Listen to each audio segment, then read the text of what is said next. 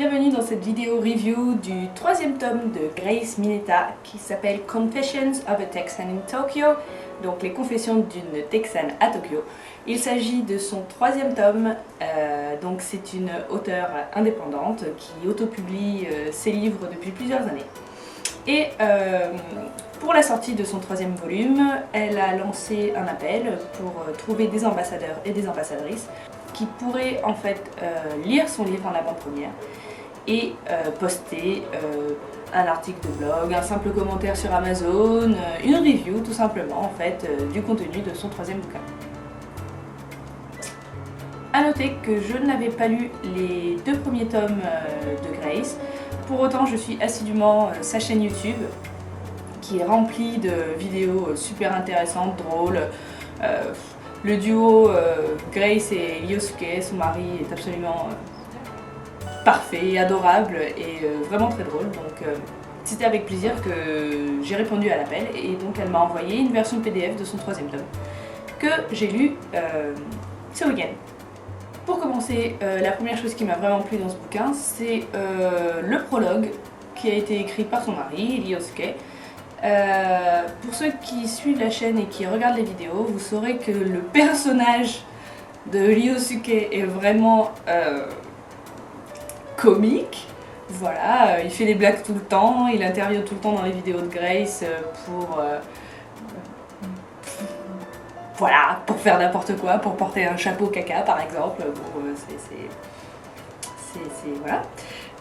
Cependant, l'introduction de ce troisième volume m'a énormément touchée, puisque c'est à la fois drôle, on ressent vraiment le fait que Ryo est très concerné par ce que fait sa femme. On ressent qu'il la soutient vraiment dans ses démarches, qu'ils marchent tous les deux, ils avancent d'un même élan, dans la même direction. Et puis ensuite évidemment, comme je dessine moi aussi, c'est un vrai plaisir de pouvoir lire des petites BD, des petits strips BD de pas plus de 3-4 cases, vraiment efficaces, très mignons, très drôles. On ressent vraiment la complicité qu'il y a dans ce couple. Et ça me rappelle un petit peu les mangas Azumanga Daioh qui sont un petit peu dans le même genre, des strips très très courts mais vraiment très dynamiques et assez percutants. Pour parler plus en détail du contenu du bouquin, donc il y a quelques BD que j'aimerais citer. Il y a une page qui m'a évidemment fait marrer, c'est la page numéro, si j'arrive même pas à me lire, 5. La page numéro 5. Où c'est une des premières BD, si ce n'est la première. Grace parle du côté très à la mode, fashion des japonaises qui prennent vraiment soin d'elles, même pour sortir, pour le moindre petite chose. Et elle conclut cette BD en disant tout simplement qu'elle a oublié de porter un soutien-gorge ce jour-là. Elle dit ça à Ryo et ça m'a fait rigoler parce que je ne peux décemment pas oublier ce genre de choses. À cause de voilà, que c'est pas possible. Et on a aussi évidemment des petites pépites, j'appellerais ça comme ça, où Ryosuke a pris le crayon à la place de sa femme et nous a du coup écrit et dessiné des petites BD lui aussi. Donc c'est pareil, ça vole pas très haut niveau humour, au niveau compétences de dessin, mais je trouve ça très drôle, enfin ça va droit au but et puis c'est hyper dynamique, moi ça me fait marrer, vous verrez. Pareil, le poème qu'il écrit à Grace, je vais pas vous le raconter, enfin je vais pas vous le décrire parce que la chute est exceptionnelle. Je sais pas comment Grace fait, voilà. Il faut savoir que dans ce bouquin, Grace ne fait pas uniquement des BD. Donc en dehors des BD, Grace nous parle plus généralement de la culture au Japon, dans des petits articles qui font de 1 à 3-4 pages, d'expériences personnelles un petit peu plus poussées dans les détails, quoi d'autre, sa vie quotidienne, voilà. Donc c'est très intéressant. Et elle a intitulé un de ses articles Regrets, et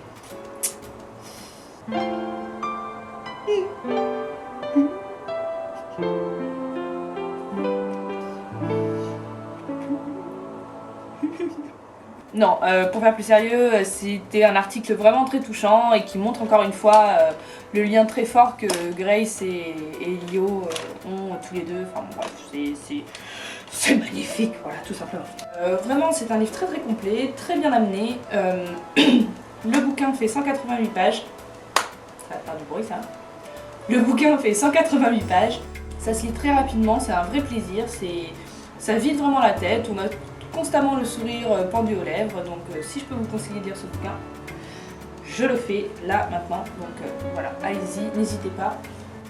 Super nouvelle, Grace offre gratuitement le livre en téléchargement sur Amazon du 21 juin au 23 juin uniquement.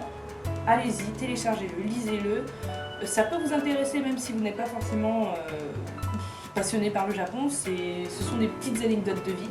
Parlez-en autour de vous, partagez, faites tourner le lien, c'est comme ça de toute façon, elle est autoproduite, donc il n'y a que comme ça qu'on peut vraiment l'aider. Allez-y quoi, il faut soutenir les gens comme ça. Je vais aussi m'attarder sur les 2 premiers tomes, je pense que je compilerai les 2 premiers tomes dans une seule vidéo. Voilà, j'espère que cette review vous aura plu. Rendez-vous sur la page de Grace et Ryosuke, sur leur chaîne YouTube Texan in Tokyo, sur leur blog aussi où Grace rédige des articles vraiment très très intéressants, très bien écrits. Et bien sûr, allez sur Amazon pour télécharger son 3e tome gratuitement pendant 3 jours. N'hésitez pas, vraiment, c'est l'occasion, il n'y a pas... Donc voilà, j'espère que cette review vous aura plu. N'hésitez pas à partager la chaîne autour de vous sur Facebook, peu importe, ou à me suivre sur les différents réseaux sociaux, donc les liens seront dans la description. Un petit like aussi, ça fait pas de mal, et les commentaires aussi, donnez-moi le maximum de conseils, je suis preneuse à fond. Sur ce, je vous laisse et je vous dis à la prochaine, et portez-vous bien. Allez, ciao. Sur ce, je vous dis à la prochaine fois. Et portez-vous bien. Ciao.